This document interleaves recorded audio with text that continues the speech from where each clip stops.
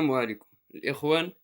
الجزائر ملي شافت سيدنا الله ينصرو عطى الأوامر ديالو على القصر الكبير بالخصوص وباقي المدن المغربية، شافوا كمية ديال المساعدات اللي مشات، التضامن المغربي، السلطات، الجمارك، التدخل السريع، المغاربة كل واحد كيساعد بجيمو بالشخصية ديالو بالجيتسكي بالترونسبور بالكيران مهم.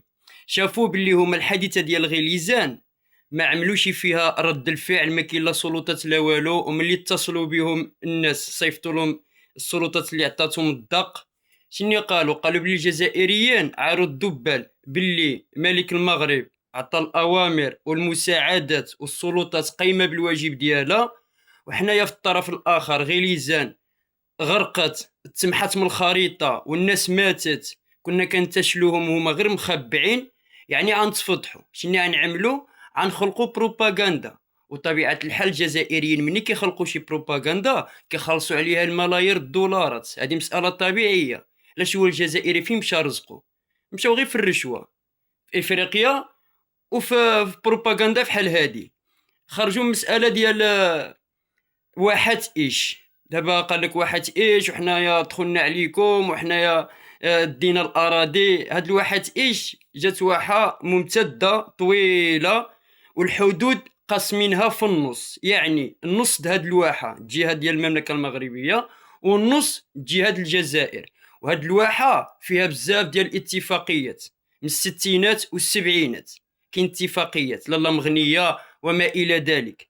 كاين المغاربه اللي عايشين وكيدخلوا شويه للحدود الجزائريه، وكاين الجزائريين كيدخلوا شويه في الحدود المغربيه ومتعايشين، والاتفاقيه كتقول باللي داكشي الامور تبقى كما هي عليه. الجزائر هنايا جبرت العطه، قالت انا هنايا غنخلق واحد بروباغندا، انا هي الارض ديالي ولكن كاين بعض المغاربه فيها، وانا غنخرج غنقول باللي انا دخلت على المغاربه، وهادو راه المغاربه في ارضهم وانا دخلت عليهم وديت الارض المغربيه.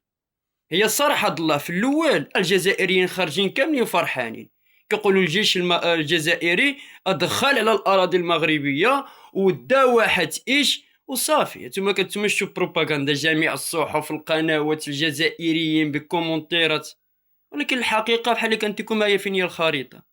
هي واحد ايش مقسومه على جوج، النص مغربي النص جزائري ومتعايشين مع بعضهم.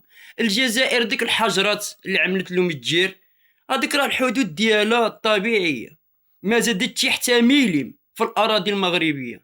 وزيدوا الجيش المغربي في ديك اللحظه هذيك جا من الحدود، ما كاينش اصلا ديك الحدود هذيك موروثه عن الاستعمار. الا جينا للاصل ديك الحدود هذيك راه مغربيه، مغربيه الاصل. هذيك هي الاراضي الموروثه عن الاستعمار اللي عند الجزائر اللي داتها لنا فرنسا بعد حرب إسلي والخيانة د عبد القادر عبيقة الجزائري. هذا التاريخ طويل ما نخوضوش فيه.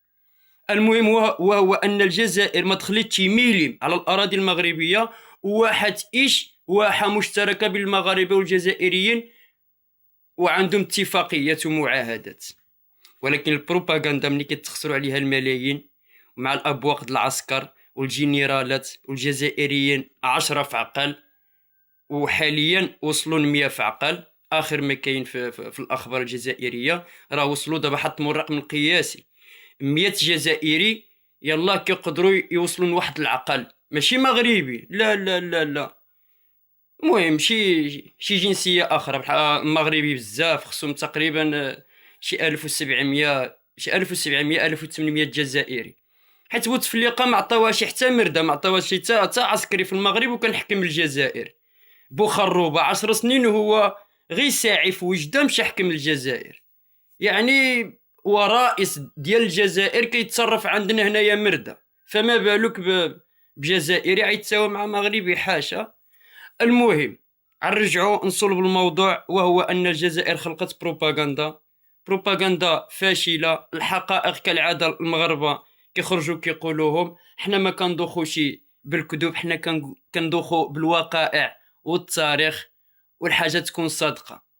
كنشكروا الإخوان اللي سمعوا معايا هذا الفيديو.